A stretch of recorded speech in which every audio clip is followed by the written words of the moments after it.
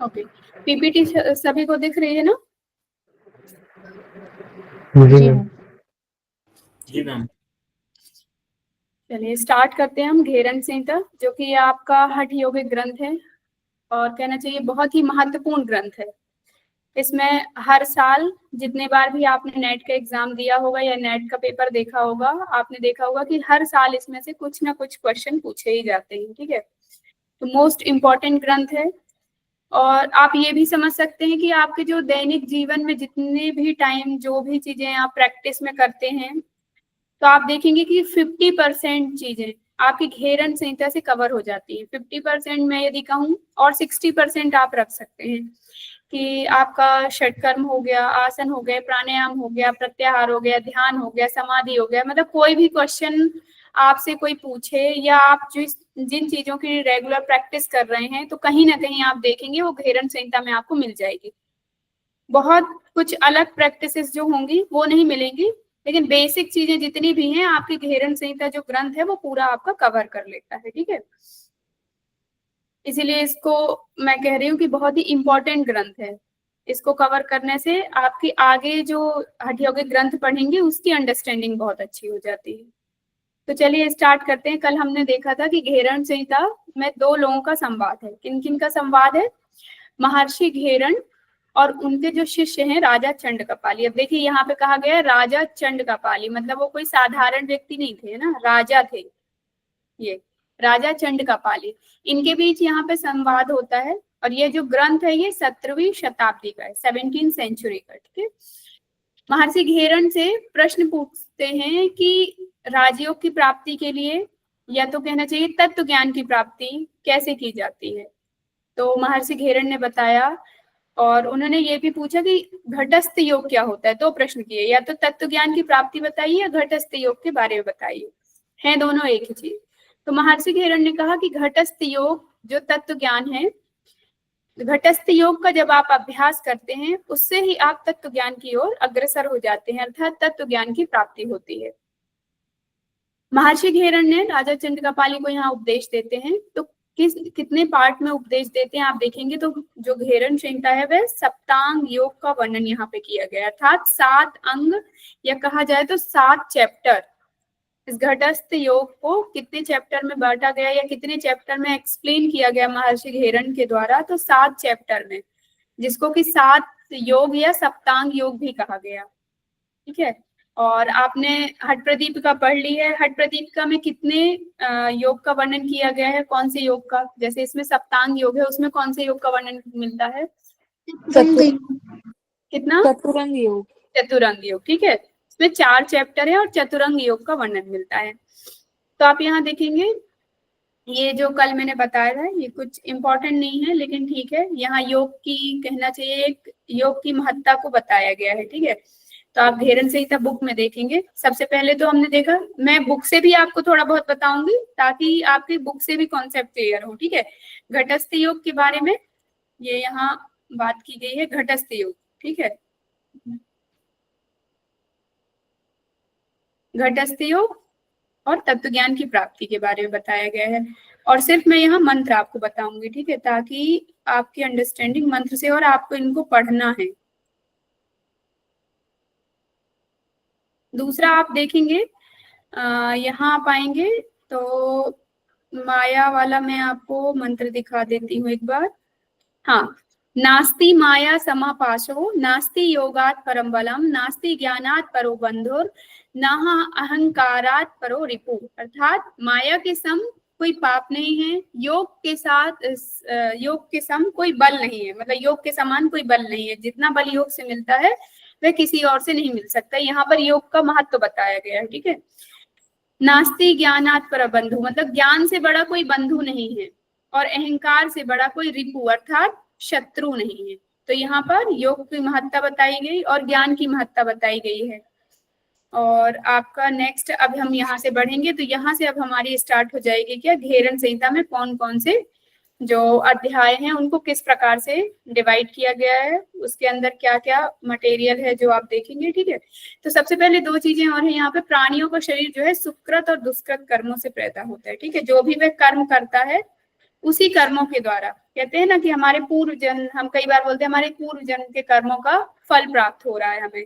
कुछ अच्छा मिला तो बोलते हैं पूर्व जन्मों के कारण, कुछ बुरा मिला तो पूर्व जन्मों में हमने कुछ किया होगा तभी हमें ऐसा मिल रहा है। ठीक है, तो सुकृत और दुष्कृत कर्मों के कारण ही प्राणी का जन्म होता है। जैसे एक योगी साधना में लीन रहता है, साधना करता है, देखते हैं आप समाधि अवस्था तक पहुंच जाता है। जब उसका पूर्व जन्म होता है, आपने पढ़ा होगा योग बीज यदि पढ़ेंगे तो उसमें काकमत और मरकट मत भी आता है। काकमत और मरकट मत में भी यही बताया गया है पूर्व जन्म में, कि मतलब साधना करते करते एक तो उसको मुक्ति मिल जाती है व्यक्ति को, दूसरा जो होता है फिर से साधना में मुक्ति नहीं मिल पाती तो पूर्व जन्म होता है। तो जहां से व्यक्ति खत्म करता है साधना, वहां से ही उसकी फिर से स्टार्ट हो जाती है, चाहे वो साधना हो या कर्म हो, कोई भी कार्य आप कर रहे हो कर्म है, चाहे वो योग हो, चाहे घरेलू काम कर रहे हो, चाहे अपने पर्सनल काम कर रहे हो, चाहे सोशल वर्क कर रहे हो, सब क्या है, कर्म ही है।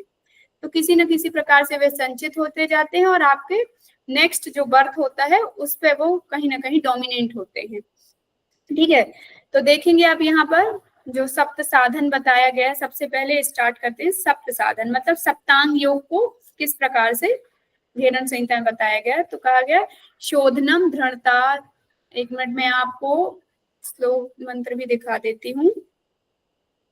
शोधनम दृढ़ता तैव स्थैर्य च लाघवम प्रत्यक्षम च निर्लिप्तम च घटस्थ सप्त साधनम।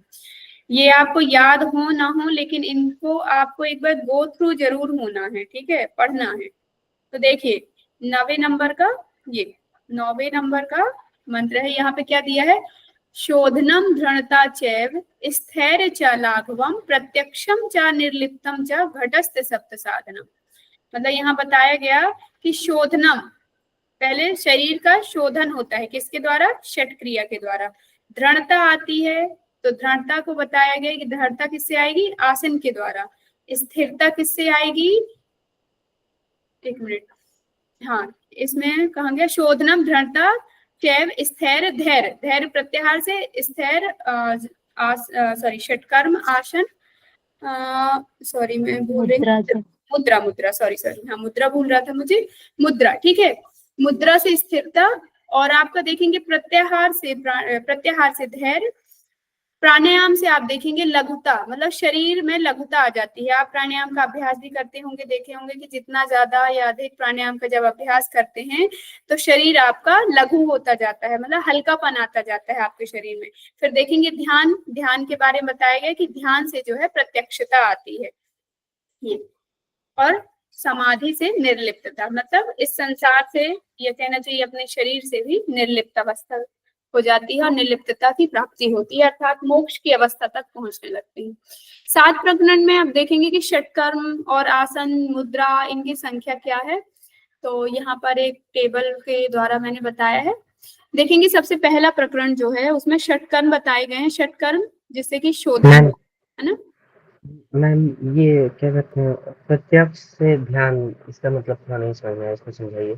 क्या, प्रत्यक्ष जो सप्त साधन में आपने छठा बताया है प्रत्यक्ष, हाँ तो प्रत्यक्ष से ध्यान होता है, तो ये नहीं नहीं, थोड़ा ध्यान, ध्यान से प्रत्यक्ष, ये मैंने उल्टा इसीलिए लिखा है क्योंकि यहाँ पे जो मैंने आपको मंत्र दिखाया, ठीक है, उस मंत्र को यदि आप उठाएंगे तो शोधना, यहाँ से ये इस वाले पार्ट को मंत्र कवर कर रहा है। अब मैंने बस इसका लिख दिया कि जैसे शोधन है किसके द्वारा प्राप्त हो रहा है, ठीक है, तो ये हमें रिवर्स ये ऐसे देखना है इसको, ठीक है। तो आप ध्यान में भी जाएंगे तो ध्यान से प्रत्यक्षता है, मतलब जी साक्षात्कार होता है। समझ गया, समझ गया। ओके, ठीक है। दूसरा आप देखेंगे, माइक ऑफ कर लीजिए, पूछना है क्या, ठीक है। चलिए द्वितीय आप देखेंगे आसन, आसन में कितने 32 आसनों का वर्णन इसमें मिलता है, ठीक है। और इसमें क्या बोलते हैं आपका हठ प्रदीपिका में कितने आसन का वर्णन किया गया है, 15 15 आसन का। और इससे देखेंगे आसन में यहाँ पे जो फल बताया गया है, कहा कि दृढ़ता आती है, शरीर दृढ़ होता है। तीसरा आप देखेंगे मुद्रा, मुद्रा से स्थिरता, मुद्रा यहाँ 25 बताई गई है। अब यहाँ जब आप डिटेल में हम पढ़ने जाएंगे तो मुद्रा यहाँ एक्चुअल में मुद्रा है 16, ठीक है, 4 बंद हैं और 5 आपके जो बताए गए हैं ये इसका अभ्यास करते हैं, क्या बोलते हैं, अरे पृथ्वी, आकाश, वायु, अग्नि, जल, ठीक है, पंच तत्व। पंच तत्व का जब अभ्यास आ जाता है तो 5 अभ्यास। अब लेकिन इन सब को यहाँ क्या कहा गया है, आप इनको प्लस कर सकते हैं, 16, 4, 20 और 5, 25, ठीक है। जबकि जब आप पढ़ेंगे तो सिर्फ 16 मुद्रा हैं, 4 आपके क्या हो जाएंगे, बंध, जो आपका उद्यान बंध, जालंधर बंध, जालंधर बंध, उद्यान बंध और मूल बंध और महाबंध, ये 4 बंध आ जाते हैं। और पंच तत्वों का अभ्यास जो बताया गया है 5, तो ये 5 आ जाते हैं, ठीक है। तो इन सभी को मिलाकर किसकी बात की गई है, यहाँ मुद्रा की बात की गई है। नेक्स्ट आप देखेंगे प्रत्याहार। प्रत्याहार में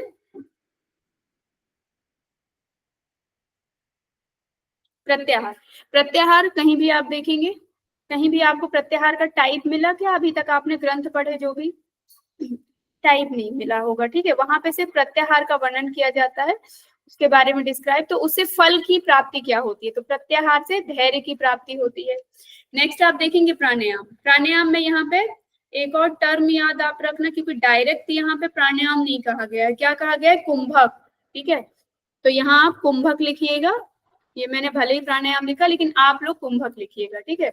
जनरल जो लैंग्वेज है उसमें हम प्राणायाम यूज करते हैं, लेकिन जो टेक्स्ट की लैंग्वेज है उस पे कुंभक दिया गया है। तो 8 कुंभक का अभ्यास, उससे किसकी प्राप्ति होती है, लाघवम, हल्कापन, मतलब शरीर हल्का हो जाता है, शरीर में लघुता आती है, ठीक है। नेक्स्ट आप देखेंगे ध्यान। ध्यान यहाँ पर 3 प्रकार के बताए हैं, सूक्ष्म, स्थूल और ज्योतिर्मय। 3 प्रकार के ध्यान का वर्णन किया गया है। प्रत्यक्षम मतलब कहा गया कि साक्षात्कार होता है, साक्षात्कार अर्थात अंधकार को मिटाकर ज्ञान की प्राप्ति होती है। नेक्स्ट है समाधि। समाधि 6 प्रकार की बताई गई है और कहा गया कि समाधि के अभ्यास से निर्लिप्तता की प्राप्ति होती है। यहाँ तक किसी को कोई डाउट है? ये कल मैंने भी बता दिया था, आज भी। मैम इसमें एक ही डाउट है कि सब इस सब में मतलब सब सातों में संख्या दिया है, हाँ जी, लेकिन प्रत्याहार में संख्या नहीं दिया है, कि तो इसका कारण क्या है? मैं जैसे आपसे वही बता रही हूँ कि आपने जितने भी ग्रंथ पढ़ा होगा, प्रत्याहार के टाइप नहीं है। प्रत्याहार होता क्या है, प्रत्याहार है कि अपनी जो इंद्रियां हैं उनको अंतर्मुखी करना, बहिर्मुखी से अंतर्मुखी कर लेना। तो अब इंद्रियों में वहां पे प्रत्याहार का टाइप थोड़ा देंगे कि किसी चीज को आप बाहर से खींच करके, अपने बाहरी मन को या बाहरी इंद्रियों को खींच करके आप अंतर्मन में धारण कर रहे हैं, तो उसमें टाइप नहीं दिए गए हैं। कोई भी ग्रंथ में आप चले जाइए, टाइप नहीं दिए गए, ठीक है। सब में प्रत्याहार की सिर्फ डेफिनेशन बताई गई है और उसका फल बताया गया है, ठीक है। और यहाँ जो भी हैं, तो ऐसा मैं एक चीज और आपको बोलूंगी, जैसे आपने कहा कि यहाँ पे प्रत्याहार के टाइप क्यों नहीं दिए गए हैं। अब जो भी यहाँ पे टाइप दिए गए हैं, है ना, तो ये हमने नहीं लिखे हैं, ये किसने, महर्षि घेरण ने बताया था चंड कपाली को, ठीक है। तो ये हमारी तरफ से कुछ भी इसमें ऐड नहीं होगा। प्रत्याहार भी जैसा है एज इट इज, जैसा जो ग्रंथ में, जो आपके टेक्स्ट में दिया हुआ है एज इट इज हमें वही पढ़ना है, क्योंकि वही पूछा जाएगा। हमारे और जी आपके जी पर्सनल व्यूज का कोई यहाँ पे जगह नहीं है जब हम ये चीजें देखते हैं, तो ठीक है। वशिष्ठ संहिता में प्रत्याहार के प्रकार बताए गए हैं 4। बिल्कुल, मैं आपसे वही कह रही थी कि किसी एक में बताए गए हैं, मुझे एग्जैक्ट याद नहीं था, ठीक है। तो यहाँ आप जैसे घेरण संहिता, हट प्रदीप का हट रत्नावली, और मुझे लगता है शायद योग बीज में भी है, इनमें टाइप नहीं बताए गए, ठीक है। प्रत्याहार में और वहां वशिष्ठ संहिता में कौन कौन से बताए गए हैं, एक बार आप मुझे बताओगे? हाँ जी, 1 मिनट, वो उसमें डिफाइन करके बताया हुआ है कि हाँ जो विषयों से स्वाभाविक रूप से विचरने वाले इंद्रियों का उनसे बलपूर्वक पीछे लौटा लेना ही प्रत्याहार है। जो कुछ भी, सेकंड है, जो कुछ भी दिखाई देता है उन सभी को आत्मा के समान आत्मा में ही देखे, इसे महात्मा योगियों में प्रत्याहार कहा है। तीसरा है, शरीरधारियों के लिए नित्य विहित कर्मों को बिना किसी आडंबर के अपनी आत्मा में अनुष्ठान करना प्रत्याहार है। और चौथा है उत्तम प्रत्याहार, जो कि 18 मर्म स्थानों में वायु को स्थिर करना, फिर एक एक स्थान से उचित रीति से वायु को खींचना होता है, वही उत्तम प्रत्याहार है। और उसमें उत्तम प्रत्याहार का लाभ ब्रह्म की प्राप्ति बताई गई। ठीक है। अब यहाँ यदि आप लोगों ने ध्यान से सुना होगा तो प्रत्याहार को यहाँ डिस्क्राइब किया गया है, ठीक है। वहां पे बोला जाता है कि 4 प्रकार हैं, लेकिन यदि आप ध्यान से देखें तो प्रकार नहीं है, क्योंकि कुल मिलाकर यहाँ किया क्या जा रहा है, इंद्रियों को अंतर्मुखी किया जा रहा है, ठीक है। जो हमारा बाहरी ध्यान है या आत्मिक जो दृष्टि जो होती है, तो आत्मा में उसको अवस्थित कर देना, ठीक है। और लास्ट आपने जो बताया था, क्या बताया कि उप प्रत्याहार में 18 मर्म स्थान, ठीक है। जो 18 मर्म स्थान पर की भी बात की जाती है, तो वहां भी सिर्फ प्रत्याहार को क्या किया जा रहा है कि बाहरी जो ध्यान है उनको उन मर्म स्थानों पर अवस्थित करना या उस पे देखना, उन मर्म स्थानों पे फोकस करना, ठीक है। तो यहाँ बोलते हैं उसमें कि प्रकार है, लेकिन वो प्रकार नहीं है। आप ध्यान से डेफिनेशन पढ़िए, वो कहीं ना कहीं वो डेफिनेशन है, बस 1 2 3 4 करके उसको डिवाइड किया गया है। प्रकार इस टाइप के होते हैं जी, स्टेजेस हैं वो। हाँ स्टेजेस आप बोल सकते हैं, राइट। जैसे प्रकार इस प्रकार से होते हैं, मान लीजिए हमने धोती पढ़ रहे हैं, धोती में ये 4 प्रकार हमें अलग से दिखाई दे रहे हैं, ये 4, फिर चारों को अलग अलग डिस्क्राइब किया गया। यदि वो 4 प्रकार होते हैं तो उन चारों को हम अलग अलग पढ़ते, जबकि वो एक 4 प्रकार से उनको डिस्क्राइब किया गया, डेफिनेशन है और स्टेजेस जैसा कि आपने बताया, ठीक है। तो नेक्स्ट हम देखेंगे प्रथम प्रकरण, क्योंकि प्रत्याहार बेसिकली देखा जाए इंद्रियों का अंतर्मुखी करना ही है और ज्यादा कुछ नहीं है, ठीक है। एक सिंपल लैंग्वेज में यदि आपको पढ़ना हो प्रत्याहार तो षटकर्म, सबसे पहले अब पहला प्रकरण हम देखेंगे। पहला प्रकरण में क्या दिया गया है, षटकर्म। षटकर्म कितने प्रकार के हैं, धौती, वस्ती, नेति, लौलिकी, त्राटक एंड कपालभाति, है ना। 6 प्रकार से षटकर्म, षट अर्थात 6, तो 6 प्रकार से क्रिया बताई गई हैं। इसमें आप देखेंगे धौती के भी टाइप हैं, यहाँ आप जाएंगे तो धौती के कितने प्रकार बताए गए हैं, आंत धौती, दंत धौती, हृदय धौती और मूल शोधन, ये 4 प्रकार की धौती बताई गई है, ठीक है। अब हमें यहाँ भी आंत के भी 4 प्रकार पड़ते हैं, अंत धौती के, तो देखिए वातसार, वारिसार, अग्निसार, बहिष्कृत, ठीक है। फिर दंत धौती के टाइप बताए गए हैं, मतलब आप देखेंगे धौती का मतलब होता क्या है, धोना, ठीक है, किसी भी चीज की शुद्धि करना या धोना।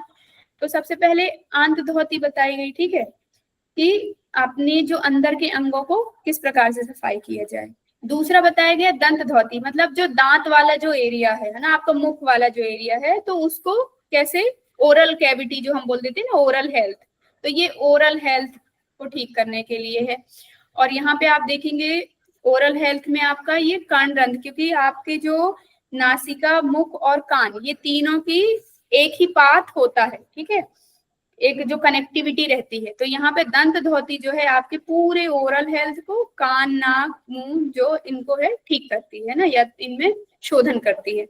तीसरा आप देखेंगे हृदय धोती, हृदय धोती मतलब हृदय की सफाई कैसे की जाए, तो इसमें बताया गया है दंड, वमन और वस्त्र के द्वारा, ये 3 प्रकार बताए गए हैं हृदय धोती के लिए, ठीक है, हृदय धोती के। नेक्स्ट आप देखेंगे मूल शोधन, मूल शोधन का कोई टाइप नहीं दिया गया है, ठीक है, सिर्फ ये अकेला है। इनके अभी हम डिटेल में पढ़ेंगे, सिर्फ बेसिक बस समझ लीजिए। नेक्स्ट आता है वस्ती, तो ये तो हमने देख लिया धोती, ठीक है, धोती की हमने देख लिया कि धोती 4 प्रकार से होती है, उन 4 प्रकार के भी सब टाइप है। आंत धोती 4, दंत धोती 5 प्रकार की है, दिखने में 4 है लेकिन है 5 प्रकार की, क्योंकि कर्णरंध्र क्या है, 2 है कान, दाएं और बाएं, तो दोनों कान की सफाई हुई, तो दोनों को 3 और 4 रखा गया, और 5वां आपका कपाल रंध्र है, ठीक है। नेक्स्ट हृदय में आप देखेंगे तो दंड, वमन, वस्त्र 3 है इसका।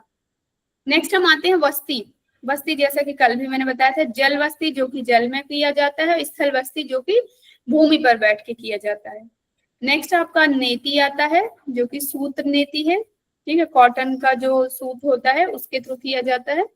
लौलिकी, नौली, नौली क्रिया, त्राटक, इसमें बाह्य त्राटक का अभ्यास बताया गया। अब यहाँ कपाल भाती के प्रकार बताए गए। कपाल भाती के प्रकार कौन कौन से, वात क्रम, वित्त क्रम एंड शीत क्रम। वात अर्थात वायु के द्वारा, वित्त क्रम और शीत क्रम ये दोनों होते हैं पानी के द्वारा, ठीक है। यहाँ किसी को कुछ डाउट है इनमें, इसकी अब हम डिटेल में एक एक करके पूरा पढ़ेंगे, एक एक धोती के बारे में, वस्ती के बारे में, नेति, लौलिकी सब पढ़ेंगे, ठीक है। तो इसमें कुछ डाउट हो तो आप बता दीजिए, कुछ पूछना हो, कहीं कुछ गलत हो बताना हो तो वो भी आप बता सकते हैं। धौती में कपाल रंध्र के बारे में थोड़ा बता दीजिए। कहाँ है कपाल रंध्र, दंत धोती के ये दंत धोती का टाइप जो है, मैं आपको वही बता रही हूँ कि जो भी हम यहाँ देख रहे हैं ये सिर्फ अभी टाइप है, इनको आप देख लीजिए अच्छे से। अब हम जाएंगे तो एक एक करके सभी को अच्छे से पढ़ेंगे। कपाल का मतलब जैसे आप समझ सकते हैं, कपाल में मतलब होता है फोरहेड, ठीक है। फोरहेड की सफाई कैसे की जाती है बताया गया है, ठीक है, समझ गए आप। कभी भी कुछ ना समझ आए, सबसे पहले उसको कहते हैं ना संधि विच्छेद कर लीजिए। संधि विच्छेद करने से आपको आधा आंसर तो वही मिल जाते हैं। तो आपके जो फोरहेड की सफाई होती है उसको कपाल रंध्र बताया गया है। इसमें मतलब एक वैसे बनाते हैं मुट्ठी के टाइप, चुल्लू बोलते हैं ना, चुल्लू भर पानी जैसे हम बोलते हैं, तो उतना पानी लेना है और आपके जो फोरहेड है वहां पे थपकी देते हैं, थपकी देते हैं। अच्छा, इसमें दो प्रकार से, कुछ तो फोरहेड बताते हैं, कुछ थोड़ा सा ऊपर बताते हैं जहाँ पे ब्रह्मरंध्र बोल देते हैं, लेकिन इसमें जो दिया है हम वो पढ़ेंगे, ठीक है। तो फोरहेड पे वहां पे थपकी देते हैं। थपकी देने से जैसे जो गर्मी रहती है सिर में या सिर दर्द है, ये सब चीजें जो आधुनिक उपचार आप बोल सकते हैं कि आपका माइग्रेन हो गया, ये सब चीजों में इसका क्या बोलते हैं लाभ मिलता है इसमें। लेकिन कुछ लिमिटेड ही लाभ बताए गए हैं और वही लाभ आपको देखना है। ये थेरेपेटिक दृष्टि से आप जाएंगे तो वो अलग हो जाएगा, ठीक है। और कुछ पूछना है इसमें किसी को?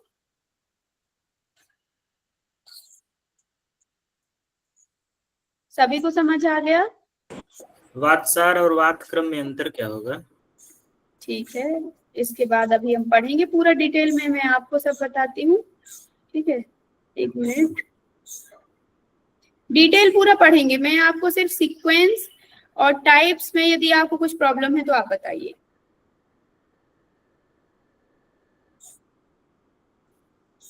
ये आप इसका पूछ रहे हैं ना, वातक्रम और वातसार, दोनों में बहुत अंतर है, ठीक है। चलिए नेक्स्ट, यहाँ हम देखते हैं द्वितीय प्रकरण आसन, ठीक है। अभी सिर्फ पहले प्रकरण में क्या देखा, षटकर्म, दूसरा है आपका आसन। आसन कितने प्रकार के बताए गए हैं?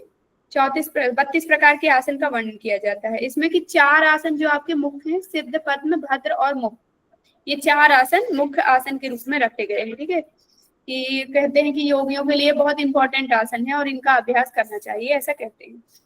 तो आप देखेंगे 32 आसन के एक एक करके नाम दिए गए हैं। सिद्ध, सिंह, मत्स्य, कुक्कुटासन, गरुणासन, योगासन, पद्मासन, गौमुखासन, मत्स्येंद्रासन, कूर्मासन, वृषासन, भद्रासन, वीरासन, गौरक्षासन, उत्तान पूर्ण, शलभासन, मुक्तासन, धनुरासन, कहीं जगह स्पेलिंग मिस्टेक है आप सुधार लेना, धनुरासन, पश्चिम उत्तानासन, मंडूकासन, मकरासन, वज्रासन, मृतासन, उत्कटासन, उत्तान मंडूकासन, उष्ट्रासन, स्वस्तिकासन, गुप्तासन, संकटासन, वृक्षासन और भुजंगासन।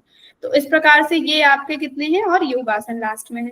ये 32 आसना है। तो 6 हो गए आपके षटकर्म, 32 हो गए आपके आसन। ये 2 चैप्टर आपके इस प्रकार से। तीसरा चैप्टर जो आपका आ जाता है मुद्रा, जो मैं आपको बता रही थी, ठीक है, मुद्रा एवं बंध। तो मुद्रा में आपको यहाँ बताया गया कि 25 प्रकार की मुद्राएं होती हैं, ठीक है। जब आप पढ़ेंगे तो आपको वर्णन मिलेगा 25 मुद्राएं होती हैं, लेकिन उन 25 मुद्राओं में भी 4 आप देखेंगे तो बंध आ जाएंगे। बंध यदि हम निकालें तो उद्यान बंध, जालंधर बंध, मूल बंध और महाबंध, ये 4 बंध हमने अलग कर लिए, ठीक है।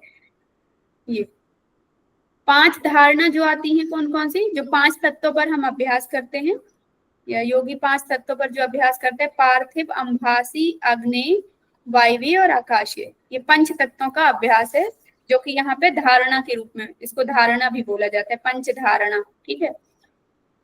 नेक्स्ट आप देखेंगे, अब गिनी चुनी देखिए कितनी मुद्राएं बची, 16 मुद्राएं बची, ठीक है। 16 मुद्राएं कौन कौन सी हैं, महामुद्रा, नभो मुद्रा, मूल बंध, महावेद, खेचरी, विपरीत करनी, योनि, वज्रोली, शक्तिचालिनी, तड़ागी, मांडुकी, शांभवी, अश्विनी मुद्रा, पाशनी मुद्रा, काकी मुद्रा, मतांगी मुद्रा और भुजंगनी मुद्रा। लेकिन जब भी बात की जाए कि घेरण संहिता में कितनी मुद्राओं का वर्णन मिलता है, तो हमेशा आपको क्या बोलना है, 25 मुद्राओं का वर्णन मिलता है। लेकिन कई बार क्वेश्चन ऐसे भी आ जाता है कि उन पश्चिम, जैसे है कि 25 घेरण संहिता में जो 25 मुद्रा है उनको इस प्रकार से बताया गया है, तो क्या है, 16 आपकी मुद्रा हो जाएंगी, 4 आपके बंद हो जाएंगे और 5 आपकी धारणा हो जाएंगी। ठीक है, धारणा मतलब पंच तत्व का अभ्यास जो होता है धारणा। तो इस प्रकार से वहां पे वर्णन मिलेगा। ठीक है, नेक्स्ट आप चैप्टर देखेंगे चतुर्थ प्रकरण। चतुर्थ प्रकरण है प्रत्याहार। ठीक है, प्रत्याहार में ये देखिए ये डेफिनेशन दी हुई है। कौन कौन सी डेफिनेशन, ये इतनी सारी डेफिनेशन दी हुई है प्रत्याहार की। ठीक है, ये हम आगे पढ़ेंगे। नेक्स्ट आपका आता है पंच प्रकरण में कुंभक। ठीक है, कुंभक यहाँ पर देखेंगे तो 8 प्रकार के कुंभक का वर्णन मिलता है। सहित सूर्य भेदनम उज्जाई शीतली भस्तिका भ्रामरी मूर्छा केवली चाष्ट कुंभका। ठीक है, इसका आप मंत्र देखेंगे तो जब हम पंचम प्रकरण पढ़ेंगे तो फिर मंत्र भी हम देखेंगे। ठीक है, इसका नेक्स्ट आप देखेंगे कि छठा प्रकरण जो है ध्यान। ध्यान जैसा कि मैंने बताया था 3 प्रकार से बताए गए हैं, स्थूल ध्यान, ज्योतिर्मय ध्यान और सूक्ष्म ध्यान। ठीक है, 3 प्रकार के ध्यान का वर्णन मिलता है। नेक्स्ट हम जाते हैं समाधि। समाधि जो है 6 प्रकार की है। 6 प्रकार की समाधि का वर्णन मिलता है। कौन कौन सी? ध्यान योग समाधि, नाद योग समाधि, रसानंद समाधि, लय सिद्धि समाधि, भक्ति योग समाधि और मनोमोक्ष समाधि। अच्छा, योग दर्शन आपने पढ़ा है ना, योग सूत्र में कितने प्रकार की समाधि का वर्णन मिलता है, कोई बताएगा? माइक ओपन करिए और बताइए। 2 प्रकार की। कौन कौन सी? कौन कौन सी 2 समाधि? धर्म में एक समाधि और एक और समाधि याद नहीं आ रहा है। आपका योग सूत्र ग्रंथ कंप्लीट हो गया? आप लोगों ने पढ़ लिया जी? अच्छा, उसके बाद ये स्थिति है, बताइए आप में से कोई और बताएगा? सविकल्प और निर्विकल्प नहीं होता है। और कोई बताएगा? और कोई बताइए। सवितर्क समाधि, निर्वितर्क समाधि। ठीक है, और सविकल्प में टाइप और कुछ बताया गया समाधि के बारे में उसमें? चलिए, कल आप लोगों का होमवर्क है घेरन संहिता के साथ साथ कल आपको समाधि पढ़ के आना है। कल मैं पूछूंगी योग सूत्र में समाधि का वर्णन। ठीक है,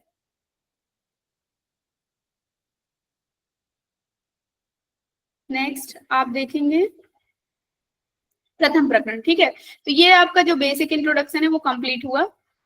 ठीक है, 17वीं शताब्दी का ग्रंथ, राजा चंड कपाली को उपदेश दिया, 7 साधन जो बताए गए हैं। इसके बाद आप देखेंगे कि षटकर्म जो बताए गए हैं 6 बताए हैं, धौती वस्ती नैति लौल की, त्राटक कपालभाति। 32 आसन बताए गए हैं, 4 मुख्य आसन है, सिद्ध पद्म, भद्र और मुक्त। इसके बाद आप देखेंगे मुद्रा, 25 मुद्राओं का अभ्यास बताया गया है। प्रत्याहार चतुर्थ प्रकरण। पंचम प्रकरण में अष्ट कुंभक का वर्णन मिलता है। इसके बाद ध्यान, 3 प्रकार के ध्यान का वर्णन और 7वें प्रकरण में समाधि, 6 प्रकार की समाधि। चलिए, यहां से हम प्रथम प्रकरण से स्टार्ट करते हैं। षटकर्म। सबसे पहले आप देखिए धौती। धौती, धौती का तात्पर्य क्या है? धोने से तात्पर्य बोला गया है। ठीक है, किसी भी चीज को धोना या सफाई करना, धौती की बात की गई है। ठीक है, 4 प्रकार की धौती, आंत धौती, दंत धौती, हृद धौती और मूल शोधन, ये 4 प्रकार से धौती का वर्णन मिलता है। अब इसमें भी आप देखेंगे कि आंत धौती को 4 प्रकार से बताया गया है। ठीक है, आंत धौती को 4 प्रकार से कौन कौन से बताए हैं? वातसार, वारिसार, अग्निसार और बहिष्कृत। वात मतलब आप समझ पा रहे होंगे, वात मतलब वायु, वारी मतलब पानी, अग्नि मतलब अग्नि। ठीक है, और बहिष्कृत। तो ये 3 आपको समझ में आ गया कि इनका अभ्यास कैसे करना है, किसकी सहायता से करना है। तो वात जो है वायु के अभ्यास से करना है, वारी मतलब पानी के अभ्यास से, अग्नि मतलब अब यहाँ अग्नि के अभ्यास से नहीं करना। अग्नि यहाँ पे कुछ अलग वर्ड में यूज किया गया है, जैसे कि हमारी जठर अग्नि। ठीक है, तो हमारे शरीर रूपी जो शरीर में अवस्थित है पहले से जो अग्नि है उनके बारे में बात की गई। ठीक है, अग्निसार। चलिए नेक्स्ट देखते हैं हम। सबसे पहला है वातसार। वातसार धौती। ठीक है, सार मतलब तत्व, वात मतलब वायु, वायु तत्व के द्वारा जिस धौती का अभ्यास किया जाता है। ठीक है, वायु तत्व, सार मतलब तत्व, आप लिख लीजिएगा, मैंने नहीं लिखा है। तत्व, तत्व मतलब कौन से, जो पंच तत्व हैं, आकाश वायु अग्नि जल पृथ्वी, ठीक है। तो ये पंच तत्वों में से यहाँ पे कौन से तत्व का लिया गया, यहाँ वायु तत्व को लिया गया। और कहा वायु तत्व के द्वारा अंत धोती मतलब सफाई करना। कहा दोनों ओंठों को कौवे की चोंच के समान बनाना और धीरे धीरे वायु को पूरक करना। कैसे, दोनों ओंठों को कौवे के समान बनाना है, वायु को पूरक करना है और उदर में उस वायु का चालन करना है। जैसे आपने काकी मुद्रा भी इसे बोलते हैं, जब दोनों ओंठ को कौवे के समान बनाते हैं, कौवे की चोंच के समान, तो इसको काकी मुद्रा भी बोलते हैं, लेकिन यहाँ पे इस प्रकार से बताया गया है। और उदर में जैसे ही आपने पूरक कर लिया, पूरक करने के बाद उदर में उस वायु को, मतलब पेट के अंदर जब वो वायु चली जाएगी तो उसको घुमाना या चालन करना, परिचालन करना, ठीक है, घुमाना। और कुछ देर के बाद क्या करना है, वायु का रेचन कर देना, अर्थात बाहर निकालना। सबसे पहले वायु को दोनों ओंठ को चोंच की तरह बनाना है, वायु को अंदर करना है, पूरक करना है, चालन करना है, फिर रेचक करना है। सिर्फ 3 चीजें, ठीक है, वायु को पूरक करना, चालन करना और रेचन करना। अब इसमें लाभ क्या होता है, तो लाभ आप देखेंगे, देह निर्मल, सर्व रोग क्षय, सभी रोग का नाश हो जाता है, और देहानल विवर्धनम, ठीक है, मतलब देहानल विवर्धनम मतलब अग्नि अनल की बात की गई है, ठीक है, कि उसका बढ़ना। अब मैं आपको यहाँ पे मंत्र दिखा देती हूँ।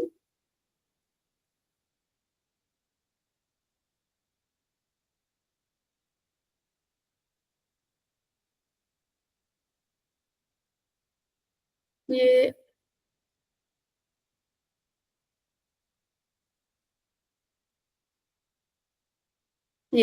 आप देखेंगे यहाँ पे अंत धोती के टाइप बता दिए गए, अंतर धोती, ठीक है, इसके टाइप बताए गए। इसके बाद हम पढ़ रहे हैं क्या, वातसार।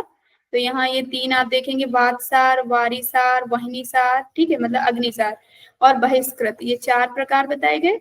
घटस्थ निर्मलात हांतर धोतिर चतुर्विधा, ठीक है, ये 4 प्रकार की धोती बताई गई है।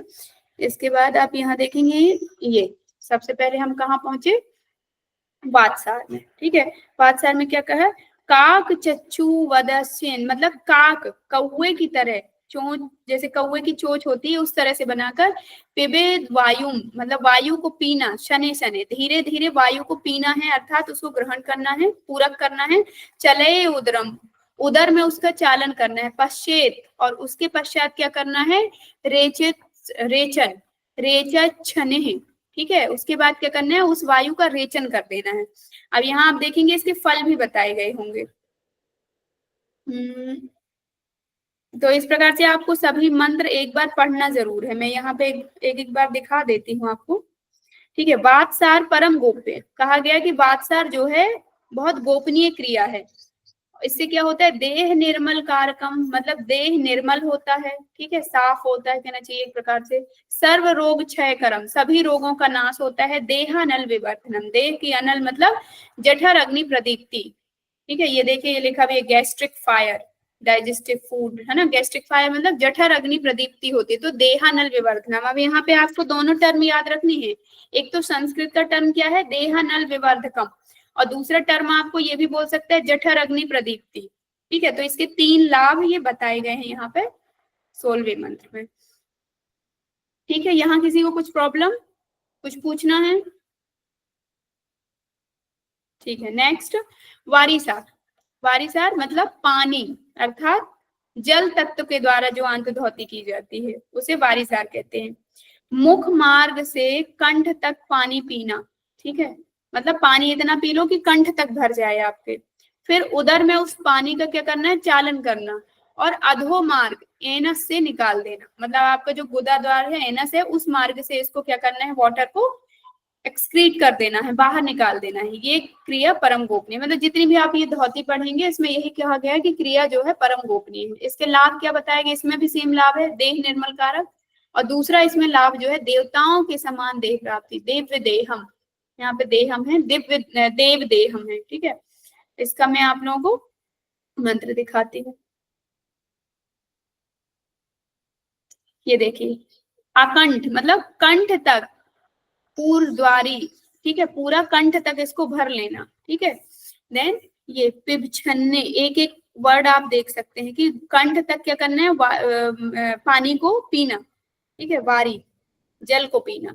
देन चलाए उदर, मतलब उदर का चालन करना, ठीक है। इसके बाद क्या है, ये गोपनीय बताई गई है। और इसके बाद हाँ, रेचन कर देना, ये चा रेचन, ये चा रेचन, तो रेचन करने। एंड इसके बाद देखिए आप कि जो भी साधक इसका प्रयत्न पूर्वक अभ्यास करते हैं, मतलब इसका अभ्यास अच्छे से करते हैं, उसको क्या होता है, दिव्य देह की प्राप्ति होती है और देह निर्मल कारक होता है। तो इसमें 2 लाभ बताए गए। पहले आपने क्रिया में देखा 3 लाभ बताए गए हैं और इसमें 2 लाभ हैं। एक तो देह निर्मल कारक होती है, दूसरा दिव्य देह, मतलब देवों के समान, जो भी साधक इसका प्रयत्न पूर्वक अभ्यास करता है तो देवों के समान शरीर की प्राप्ति होती है, ठीक है। अब इसमें आप देखेंगे जो आपने पढ़ा होगा शंख प्रक्षालन, सत्यानंद सरस्वती जी के द्वारा जो बताया गया है, तो उसमें आप देखेंगे 5 आसन का वर्णन, मतलब उसमें यही करते हैं ना कि पानी को पीते हैं और 5 आसन का वर्णन, 5 आसन का अभ्यास करते हैं। 5 आसन के अभ्यास के बाद क्या किया जाता है कि उस पानी को एक्सक्रीट किया जाता है। तो इसकी सहायता से पहले ताड़ासन का अभ्यास होता है, फिर तिर्यक ताड़ासन, फिर कटी चक्रासन, तिर्यक भुजंगासन और उदराकर्षणासन। तो इसका आप देखें तो कहीं ना कहीं दूसरा जो नाम है वह क्या है, शंख प्रक्षालन है, क्योंकि विधि सेम है दोनों की, ठीक है, सेम प्रोसेस बताई गई है।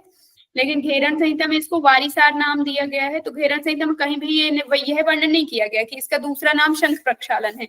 लेकिन जब अभ्यास किया जाता है शंख प्रक्षालन का तो सेम यही है कि मुख मार्ग से पानी को पिया जाता है, उदर में चालन किया जाता है, मतलब ये आसनों का जब अभ्यास किया जाता है तो पानी की गति इधर उधर होती है, उसका चालन होता है। उसके बाद क्या होता है, उस जो वाटर कंटेंट जो है, वाटर को उसको क्या किया जाता है, एक्सक्रीट किया जाता है आपके एनस के थ्रू। तो ये आपका शंख प्रक्षालन हो गया, ठीक है। इसमें आप देख लेना वारिसार में शंख प्रक्षालन दिया और ये सत्यानंद जी के द्वारा बताया गया शंख प्रक्षालन, मतलब घेरन संहिता में इसमें वर्णन नहीं मिलता। हाँ, जब आप व्याख्या देखेंगे, व्याख्या में बता दिया गया है, क्योंकि ये बिहार योग मुंगेर की ही बुक है, इसीलिए उन्होंने व्याख्या में इसमें बताया है। नेक्स्ट आप देखेंगे अग्निसार, ठीक है, अग्निसार, ठीक है। आप यहाँ पे आप सोच रहे होंगे कि अग्नि के द्वारा, अग्नि तत्व के द्वारा, लेकिन यहाँ पे अग्नि में जो वर्णन है, यहाँ पे जठर अग्नि की बात की गई है कि जठर अग्नि को किसी प्रकार से प्रदीप्त करना, ठीक है।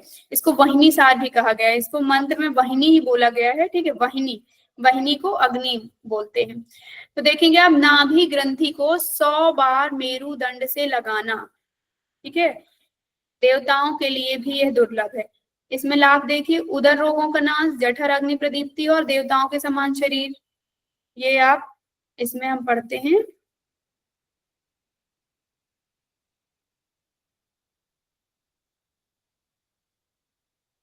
ये आप देखेंगे यहाँ पे वाहिनी सार, ये ठीक है, वाहिनी सार, अंतर्धौती। वाहिनी सार में क्या गया, नाभि ग्रंथि को मेरु पृष्ठ से 7 बार, मतलब 100 बार लगाना, ठीक है, 100 बार लगाना। अग्निसार धौतिर योगनी योग सिद्धता, मतलब यहाँ पे क्या करना है, वही जो मैंने बताया कि आपका जो नाभि ग्रंथि है उसको 100 बार मेरु पृष्ठ से पीछे की ओर खींचना अपना, मतलब जैसे हम देखेंगे उद्यान बंद करते हैं, उद्यान बंद में क्या करते हैं, पेट को अंदर की ओर खींचते हैं, तो उसको कहते हैं एकदम आपके मेरुदंड से चिपक जाता है या पीछे की ओर चला जाता है। वैसे ही क्या करना है, नाभि ग्रंथि को 100 बार मेरु पृष्ठ से लगाना है, उसको ही क्या कहा जाता है, वाहिनी सार कहा जाता है या अग्निसार। और यह देवताओं के लिए भी दुर्लभ है, ठीक है। इससे होता क्या है, इसके लाभ देखिए तो जठर अग्नि प्रदीप्ति, ठीक है, और दूसरा यहाँ पे लाभ, ये गोपनीय तो सब में बताया गया है, दिव्य देहम, ठीक है, और तीसरा आपका यहाँ पे लाभ बताया गया है, 2 ही हैं, जठर अग्नि प्रदीप्ति, देवताओं के समान शरीर की प्राप्ति, ठीक है। और ये उदर, हाँ, उदर के जितने भी आपके दोष होते हैं वो भी नाश हो जाते हैं, मतलब जो पेट से संबंधित रोग है, किसी को कब्ज है, किसी को इंडाइजेशन है, जो भी है, फूड पॉइजनिंग, ये सब चीजें हो जाती है, तो उसके बाद में पेट में जो भी रोग उत्पन्न होते हैं तो उन रोगों को नष्ट करता है। लेकिन ये भी है कि यदि हम इसका थेरेपेटिक व्यू में जाएं, जब आप पढ़ेंगे इसका चिकित्सीय योग, आई थिंक यूनिट 7 है, राइट, तो उसमें आप देखेंगे कि उसमें ये बताया गया है कि जब भी इसका अभ्यास करना है तो मेक श्योर कि पीरियड्स ना हो, प्रेगनेंसी ना हो, किसी का सीवियर ऑपरेशन या फिर सीजर, ये सब चीजें ना हुई हो, तब इसका अभ्यास करना है। ये थेरेपेटिक में आ जाएगा। घेरन संहिता में इसको कुछ नहीं बोला गया। घेरन संहिता में बस ये जो मंत्र है बस इतना ही हमें पढ़ना है, इससे आगे कुछ नहीं पढ़ना है। और जब भी आपके प्रश्न बनेंगे, जैसे आपका नेट जेआरएफ एग्जाम आप देते हैं, तो यदि आपको वो प्रश्न सिर्फ इतने भाग से पूछेगा तो उसमें वो मेंशन करेगा घेरन संहिता के अनुसार अग्निसार के लाभ बताइए, तो हमें ये 3 लाभ ही बताने हैं। तो ये उदर, दूसरा जठर अग्नि मतलब उदर के रोगों का नाश, जठर अग्नि की प्राप्ति, और देव देह मतलब देव देह की प्राप्ति, देवों के समान देह की प्राप्ति होती है। ठीक है, यहाँ सभी जो धोती हो रही है सब में देव देहम दिया हुआ है जी। देव देह मतलब देवों के जैसे शरीर की प्राप्ति होती है, मतलब इतना महत्व है धोती का, आप समझिए। ठीक है, नेक्स्ट देखेंगे हम बहिष्कृत धोती, अंत धोती, या तो इसको महाधोती भी, सबसे बड़ी धोती कहा गया है महाधोती। ठीक है, यहाँ पे आप देखेंगे काकी मुद्रा में वायु को अर्धयाम, ठीक है, अर्धयाम मतलब 1.5 घंटे, एक याम मतलब 3 घंटे होते हैं। इसमें एक याम की बात की जाती है। याम, याम मतलब होता है एक याम, जब भी आप पढ़ेंगे तो 3 घंटे के बराबर एक याम होता है।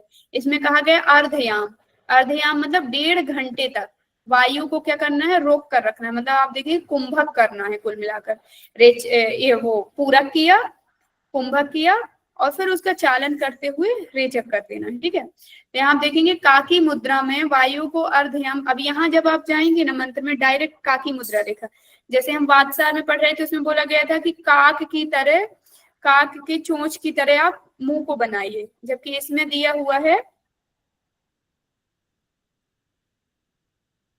इसमें डायरेक्ट लिखा हुआ है काकी मुद्रा का अभ्यास। तो जब भी आएगा कि काकी मुद्रा में किस क्रिया का अभ्यास किया जाता है, तो आपको महाधोती या तो बहिष्कृत धोती का लिखना है। ठीक है, काकी मुद्रा, ये शोधयति पूरक, और फिर उदर में भरना है मरुत, वायु को धारण करना है कितने, अर्धयाम तक, फिर इसको उदर में चालन करना है और इसका रेचन करना है। यह धोती जो है गोपनीय है और ये परम गोपनीय है। ठीक है, यहाँ पे आप ये ध्यान रखिए, सबसे पहले टर्म जो है आपका काकी मुद्रा, दूसरा टर्म जो है अर्धयाम मतलब आधे घंटे तक इसका अभ्यास, तीसरा टर्म जो है आपको कि उदर से चालित करके गुदा मार्ग से वायु बाहर कर देना। ठीक है, यहाँ पे कोई डाउट तो नहीं इन तीनों में?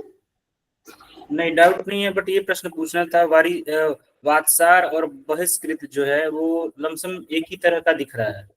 हाँ बिल्कुल एक ही तरह के दिख रहे हैं इसमें, लेकिन थोड़ा सा इसका एक और अभ्यास बताया गया है। जैसे आप देखेंगे ये सेम है यहाँ तक तो, ठीक है ये, लेकिन आप देखेंगे वात्सार में एक टाइम बाउंडेशन नहीं दी गई है कि आपको अर्धयाम तक वायु को धारण करना है। दिया है क्या उसमें? नहीं, उसमें टाइम नहीं दिया है। हाँ, टाइम बाउंडेशन नहीं है, तो एक तो ये यहाँ अलग हो गई। ठीक है, दूसरा जब इसका अन्य प्रकार बताया जाता है कि इसको और किस प्रकार से करते हैं, तो ये पहला बेसिक बता दिया गया है। ठीक है, जब स्टार्ट करते हैं। दूसरा आता है महाधोती या बहिष्कृत धोती को प्रक्षालन धोती भी कहते हैं, बहिष्कृत प्रक्षालन धोती। ठीक है, इसका अन्य नेम है। आप देखेंगे नाभि तक जल में खड़े होकर, जैसे नदी में हम खड़े हो जाते हैं, नाभि तक जल में खड़े होकर शक्ति नाड़ी को बाहर निकाल, नाड़ी को साफ करना और नाड़ी को पुनः अंदर करना, यह प्रक्षालन क्रिया है। अब देखिए ये बहुत डिफिकल्ट है, ये वही योगी ही कर पाते रहे होंगे, है ना। इसको तो हम इमेजिन करना भी देखा जाए तो एक प्रकार से कठिन है। तो इसमें क्या बताया गया कि नाभि तक जल में खड़े होकर के शक्ति नाड़ी को क्या करना है, बाहर निकालना है, फिर उसको साफ करना है और पुनः उसको अंदर कर लेना है। यही क्या है, प्रक्षालन क्रिया। लेकिन इसमें क्या कहा गया, जब तक अर्धयाम तक वायु रोकने या कुंभक की शक्ति, ये जब तक ये शक्ति ना आ जाए, मतलब जब तक आप इसका अभ्यास नहीं कर लेते, तब तक आपको यहाँ तक नहीं पहुंचना है। जब अर्धयाम तक वायु को धारण करने की शक्ति आ जाएगी, तब जाकर के आप इस क्रिया का अभ्यास करेंगे, और यह देवताओं के लिए भी दुर्लभ है। ठीक है, इसमें जो ये आगे बताया गया है मंत्र, मैं आपको मंत्र दिखा देती हूँ। ये नाभि जले स्थित्वा शक्ति नाड़ी विसर्जते, मतलब नाभि तक जल में खड़े होकर के शक्ति नाड़ी को निकालना है, उसको साफ करना है, ठीक है, और फिर उसको अंदर कर लेना है पुनः। यहाँ पे और ये कहा गया प्रक्षालन गोपनीय है, देवों के समान, मतलब देवों को भी ये दुर्लभ है, और दिव्य देह की प्राप्ति, जो देव हैं देवों के समान देह की प्राप्ति होती है, ठीक है। इसको बहिष्कृत धोती भी कहते हैं, और इसका अन्य नाम जो है क्या है, महाधोती, ठीक है। शक्ति नाड़ी भी समझ में आ रहा, शक्ति नाड़ी, और मेरे पास बुक भी है तो उसमें दिया त्रिवली या त्रिवली, ये दोनों समझ में, त्रिवली या शक्ति नाड़ी कहाँ होती है? क्या कह रहे हैं आप? त्रिवली या फिर शक्ति नाड़ी, जो शक्ति नाड़ी है ये नहीं समझ में आ रहा है, मतलब कहाँ होती है शक्ति नाड़ी? देखिए इसमें ना कुछ ऐसे बताया तो नहीं गया कि कहाँ होती है, यदि कोई मंत्र में बताया गया होता तो अलग बात है, लेकिन जो डिस्क्राइब करते हैं वो सब अपने अपने हिसाब से डिस्क्राइब करते हैं, ठीक है। तो यदि एक अनुमान लगाया जाए, क्योंकि यहाँ पे देख रहे हैं आप कि गुदा मार्ग से वायु निकालना, तो कहीं ना कहीं आपकी जो शक्ति नाड़ी है वो आपका नीचे, जो नाभि के नीचे ही स्थित है, ठीक है। तो आप ऐसे समझ सकते हैं, बट मुझे एग्जैक्ट उसका स्थान नहीं पता और उसके बारे में नहीं पता, तो मैं ज्यादा कुछ नहीं कहूंगी। यदि कहीं मिलता है मुझे तो मैं जरूर बताऊंगी, ठीक है, देख लूंगी कल। देवताओं के समान शरीर की प्राप्ति, ठीक है। इसमें कुछ पूछना तो नहीं है आगे?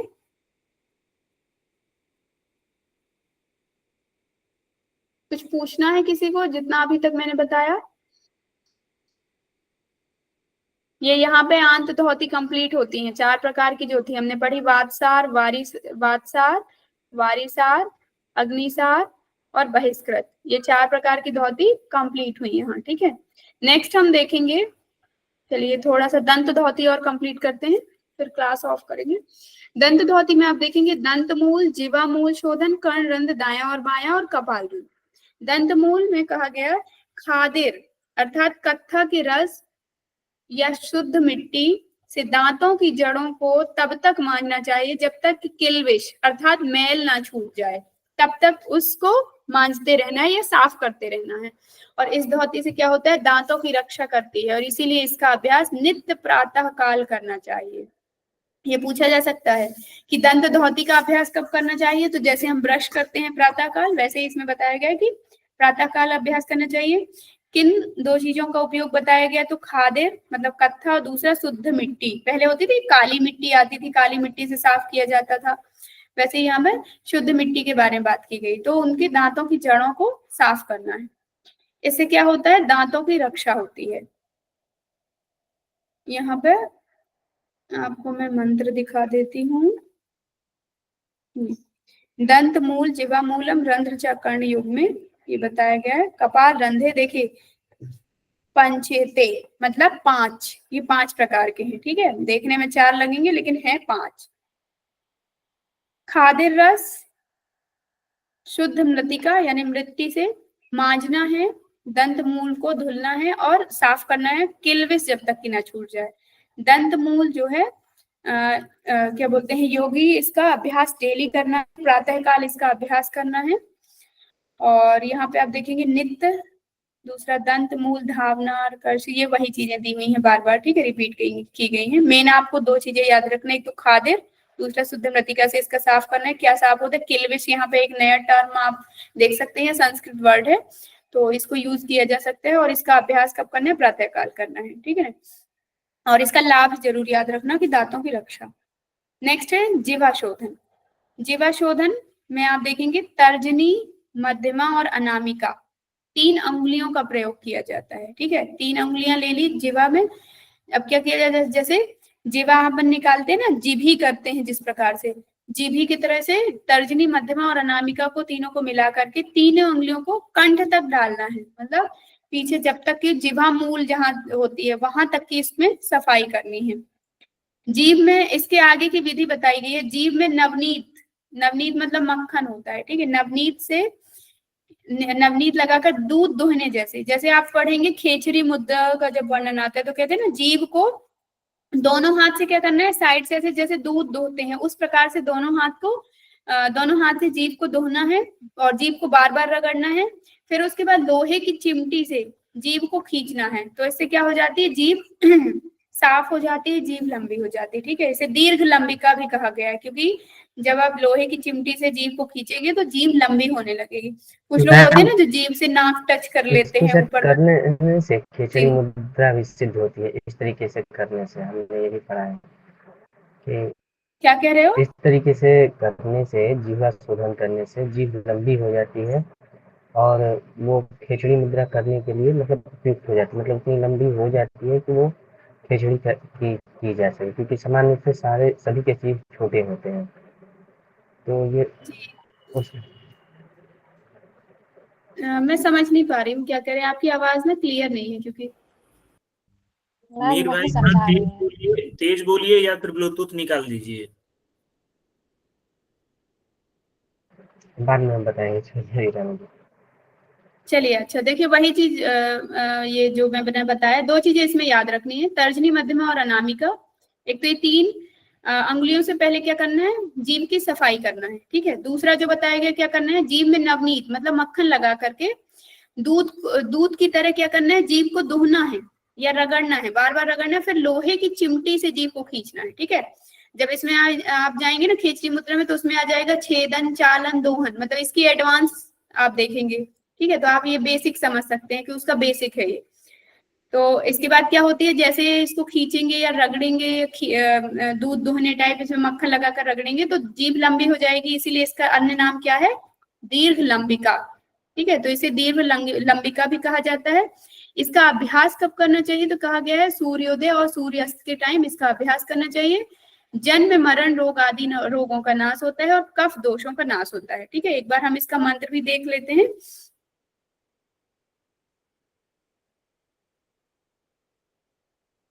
ये जीवा का बताया गया, जरा मरण रोग आदि ऊपर निकल गया क्या, दीर्घ लंबिका, जीवा शोधन। ठीक है, जीवा शोधन में यही बताया गया है सिर्फ, और इसके आगे बताया गया होगा, एक मिनट, ये तर्जनी, मध्यमा और अनामिका तीनों उंगली से इसको साफ करना है धीरे धीरे। और ये देखिए इसमें क्या बताया, कफ दोष का निवारण। ठीक है, और आप देखेंगे यहाँ पे ये लंबिका, दीर्घ लंबिका बताया गया कि नित्य इसका जब अभ्यास करेंगे तो जीभ दिन प्रतिदिन क्या हो जाएगी, लंबी होती जाएगी। और ये लोहे के यंत्र से इसको खींचना है, कहा गया दूध की तरह दोहना है। ठीक है, पुनः पुनः दूध की तरह दोहना है, लोहे के यंत्र से खींचना है। जब आप ऐसा करेंगे तो क्या होगा कि दीर्घ लंबिका हो जाएगी, और उससे जो फल प्राप्त होगा वो क्या हो जाएगा कि कफ दोष का नाश हो जाएगा, और जन्म मरण रोग आदि, जो जन्म मरण मतलब जन्म और मृत्यु जो होती है वो नष्ट हो जाता है, दूसरे रोगों का नाश हो जाता है। ठीक है, मतलब कहना चाहिए आपका मोक्ष की प्राप्ति, ना तो जन्म होता है ना मृत्यु होती है। ठीक है, नेक्स्ट आप देखेंगे कर्णरंध्र धौती। कर्णरंध्र को दो अंगुली से कहा गया है, तर्जनी और अनामिका। तर्जनी और अनामिका को मिला करके इसकी सहायता से दोनों कानों की सफाई करनी है, और दोनों कानों की सफाई करनी, तो इससे फल क्या प्राप्त होता है, नित्य अभ्यास से नाद प्रस्फुटन होता है, अर्थात नाद की अनुभूति होती है।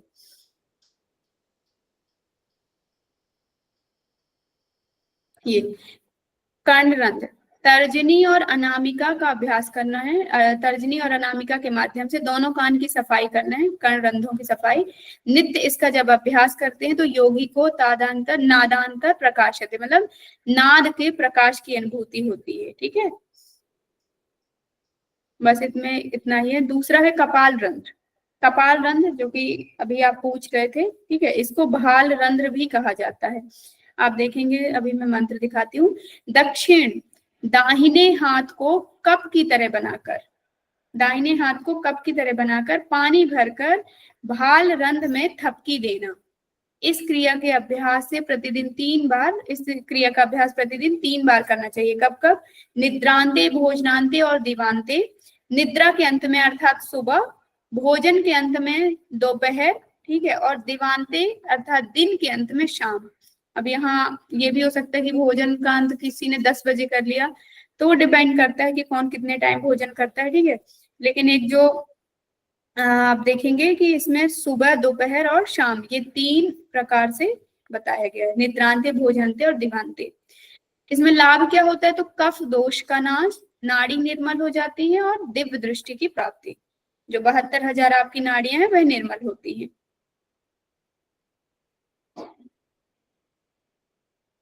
क्या था, पानी भर के थपकी मारना था, मतलब कान पे क्या था?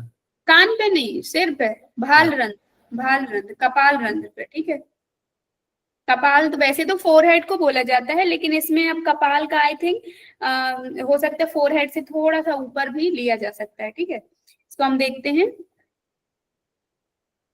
कहाँ गया, ठीक है। ये है दक्षिण, दक्षिण मतलब दाहिने हाथ को, ये चीज जरूर याद रखिएगा, ठीक है। दाहिने हाथ को एक कप की तरह बनाना है, और भाल रंध्र में, ये भाल रंध्र यहाँ पे स्पेशली कपाल रंध्र को, यहाँ पे देखिए, आप देखेंगे कपाल रंध्र बोला गया, लेकिन जब आप मंत्र में देखेंगे तो इसे भाल रंध्र भी कहा गया, ठीक है। इसका अभ्यास करना है, ठपकी देना है, और इससे प्राप्ति क्या होगी, तो कहा योगियों को क्या प्राप्ति होती है, कफ दोष का निवारण हो जाता है, नाड़ी की निर्मलता और दिव्य दृष्टि प्रजायते, मतलब दिव्य दृष्टि की प्राप्ति होती है। अभ्यास निद्रांते, भोजांते और दिवांते, दिने दिने, डेली इसका अभ्यास निद्रा के अंत में, भोजन के अंत में और दिन के अंत में करना चाहिए। यदि देखिए हम इंग्लिश में जाएंगे तो ये फोरहेड ही बोला गया है, ठीक है। फोरहेड मतलब आपका जो दोनों आईब्रो के ऊपर आप जाएंगे, फोरहेड जो बोला जाता है, उस पे क्या करना है, इसकी ठपकी देना है, ठीक है। नेक्स्ट है आपका हृदय धोती। हृदय धोती 3 प्रकार की है, दंड, वामन और वस्त्र। दंड में कहा गया रंभा दंड, हरि दंड और वेत दंड, 3 प्रकार के दंड का वर्णन मिलता है। रंभा मतलब केले का दंड, हरि मतलब हल्दी का, और वेत मतलब बेत का, ठीक है। बेत मतलब जो बांस होता है ना, बांस की बात की गई, को हृदय में बार बार चलाना। अब यदि आप देखेंगे हम लोग जो करते हैं दंड धोती, वो रबड़ वाला आता है, रबड़ वाला ट्यूब, एक क्या बोलते हैं उसको, आता है ना ट्यूब, उसके थ्रू करते हैं, उसको डालते हैं और पानी निकालते हैं बाहर। आप लोगों ने किया है, किसी ने अभ्यास दंड धोती का, किसी ने किया है अभ्यास, किसी ने नहीं किया, बाकी और किसी ने नहीं, ओके, ठीक है। और इसमें होता क्या है, हृदय रोगों का नाश, कफ, पित्त और क्लेद का नाश होता है, ठीक है। इसमें अब हम जाएंगे बुक में, देखते हैं मंत्र, बस लास्ट है 5 मिनट और। ये हृदय धोती त्रिविधा, मतलब 3 प्रकार से हृदय धोती है, कौन कौन सी, दंड, वमन, वाससा। अब यहाँ पे देखिए वस्त्र को वाससा भी बोला गया है, ठीक है। तो ये वाससा शब्द भी आपको याद रखना है। पहला है दंड धोती। दंड धोती में क्या बताया गया, रंभा दंड, हरि दंड और बेत दंड, ठीक है। रंभा मतलब केले का जो दंड होता है, बेत हरी हल्दी का, बेत अर्थात बांस का। इसके बाद आप देखेंगे इनको चलाना है, और इससे नाश क्या होता है, कफ, पित्त और क्लेद का नाश होता है, दंड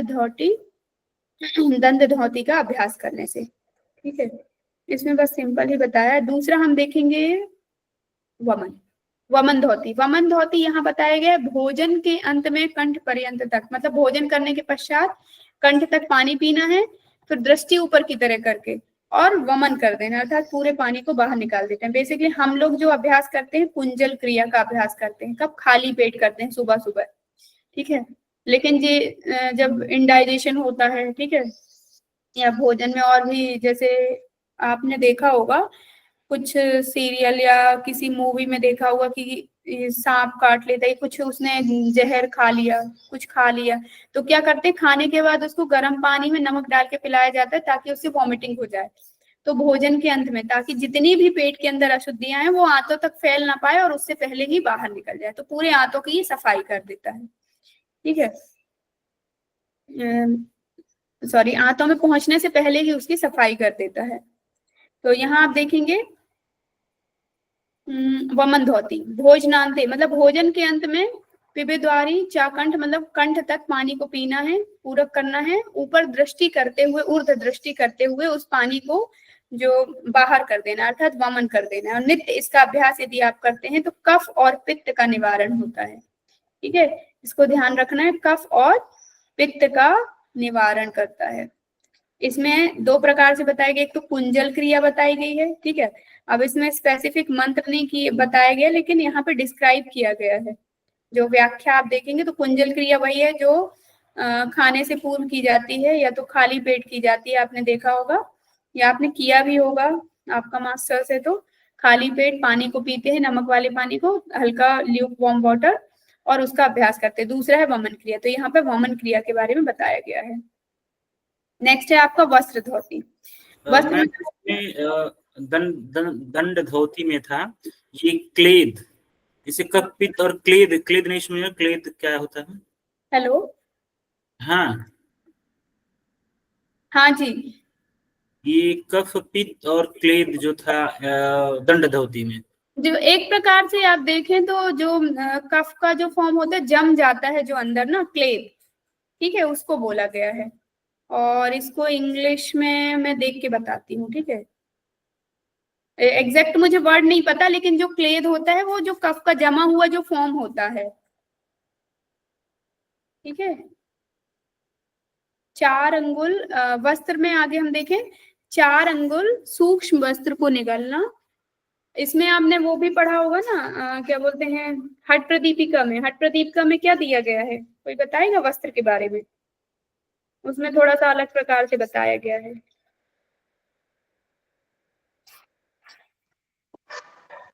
कोई बताएंगे आप? चलिए, किसी को नहीं पता। 4 अंगुल चौड़े वस्त्र को निगलना, बाहर निकालना। वस्त्र की लंबाई 6 से 7 गज है, ठीक है। और इसमें आप लाभ देखेंगे, आरोग्य बल, टाइम हो रहा है थोड़ा सा, हम जल्दी इसको करेंगे। आरोग्य बल और पुष्टि बढ़ती है। इसको मैं कल फिर से एक बार रिपीट कर दूंगी। गुल्म ज्वर प्लीहा कुष्ठ एवं कफ पित्त रोगों का नाश होता है। मूल शोधन आप देखेंगे तो पीत मूल, हल्दी की जो जड़ है उसके द्वारा किया जाता है। मध्यमा अंगुली के द्वारा इसका पुनः पुनः प्रक्षालन किया जाता है। ये कल मैं फिर से आप लोगों को बताऊंगी, ठीक है। इससे अपान की क्रूरता नष्ट होती है।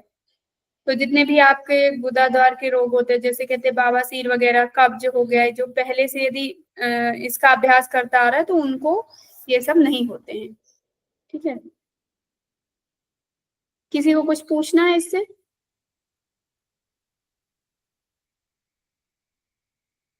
कुछ पूछना हो तो आप लोग पूछ लीजिए। बाकी जो थोड़ा सा मैंने स्पीड किया है उसमें मैं कल फिर से आप लोगों को बता दूंगी, ठीक है।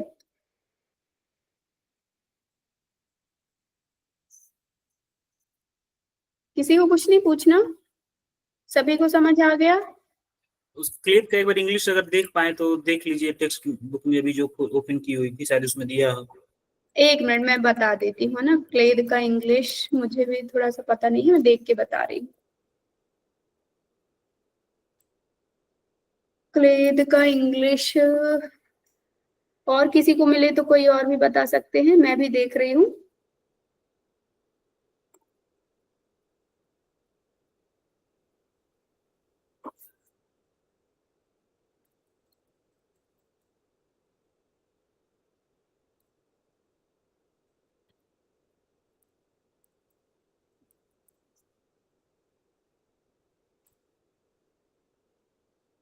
इसमें तो क्लेद ही आ रहा है, मड, मड बताया गया है लेकिन ओके, हाँ ठीक है। मॉइस्चर तो मॉइस्चर बोल सकते हैं, मतलब पसीना, हाँ पसीना, मॉइस्चर हाँ हाँ। हाँ हाँ, पसीना, क्लेद पसीना हाँ या पसीना, राइट। पसीना। इसमें इसमें क्या मड दिखा रहा है, लेकिन मड गलत है, वो बुक में भी मड दिखा रहा था जब मैंने देखा था, याद लेकिन है। ये, हाँ मेरे पास जो बुक थी उसमें भी मड लिखा था, लेकिन इसका होता है एक्चुअली पसीना, और इसका कुछ और भी बोला जाता है क्लेद को, एक और वर्ड होता है, मुझे याद नहीं है। वेटनेस या मॉइस्चर क्या? वेटनेस और मॉइस्चर इंग्लिश में बोलते हैं। मॉइस्चर और क्या बोला आपने, एक और वर्ड? हाँ मॉइस्चर भी बोल सकते हैं, पसीना भी बोल सकते हैं ना, एक मतलब कहना चाहिए वाटर फॉर्म में, जो लिक्विड फॉर्म में, ठीक है, निकलता है। वेटनेस हाँ, और बाकी बुक में भी आप देख लेना कुछ और वर्ड दिया हो तो, ठीक है। ठीक है, और कुछ पूछना है किसी को?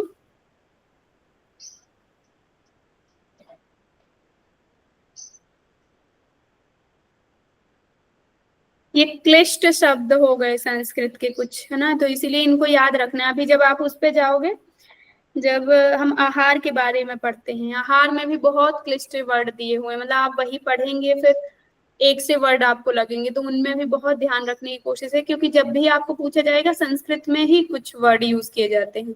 जैसे आप मान लीजिए पसीना बोलेंगे तो वो क्लेद ही बोलेगा, ठीक है। कफ पित्त तो नॉर्मल समझ आ जाता है, क्लेद थोड़ा सा डिफिकल्ट तो नहीं है, लेकिन वो क्या है, आउट ऑफ रीच हमारे रहता है। हम जनरल जो आपकी लाइफ स्टाइल है उस पर तो आप यूज नहीं कर रहे हैं रेगुलर, ठीक है, तो आउट ऑफ कहना चाहिए सिलेबस। लोक भाषा से थोड़ा इतर है। जी लोक भाषा से थोड़ा इतर है वो।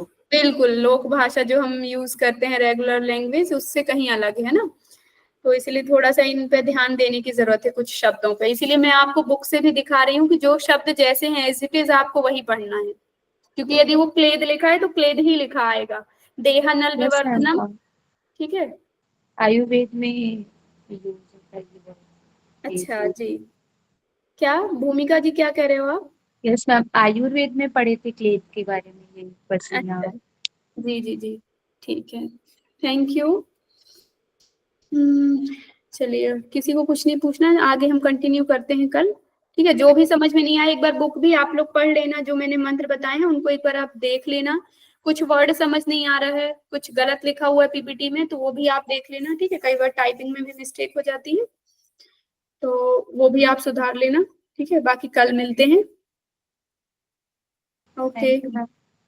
Most welcome. आप सभी को बहुत बहुत धन्यवाद, इतने पेशेंसफुली आप लोग जुड़े रहे। नमस्ते मैम। नमस्ते, good day all of you, bye. Good evening everyone.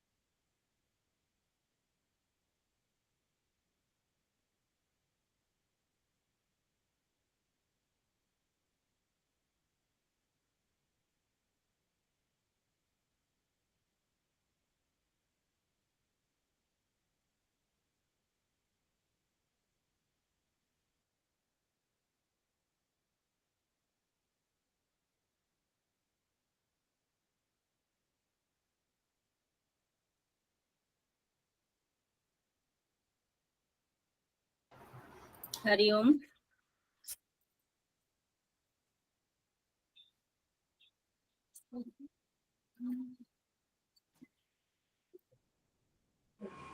Hariom दी। हरिओम। चलिए प्रेयर स्टार्ट करते हैं। सभी अपनी कमर गर्दन सीधा कर लें, लंबा गहरा श्वास। ओम।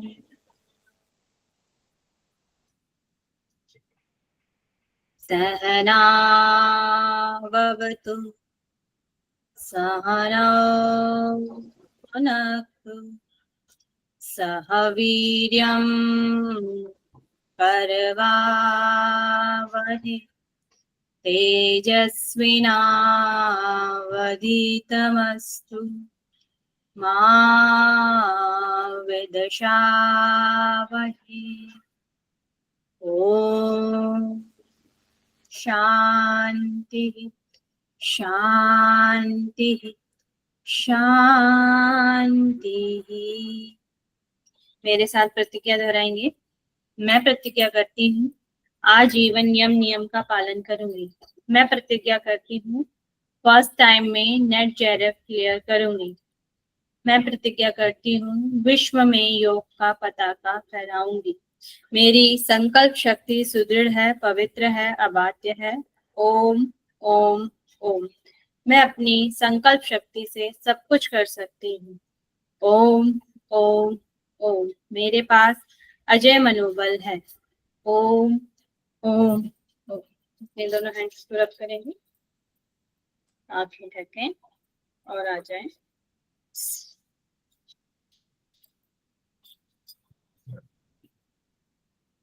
कल कल कल हम कौन सा अध्याय कर रहे थे?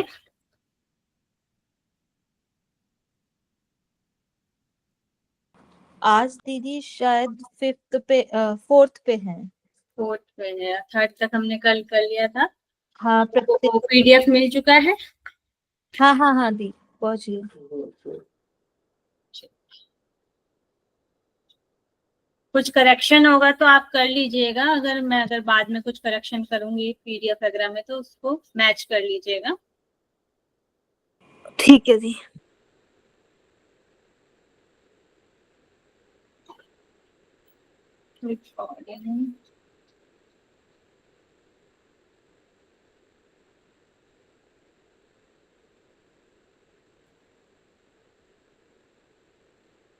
रिकॉर्डिंग स्टॉप नहीं हो रहा।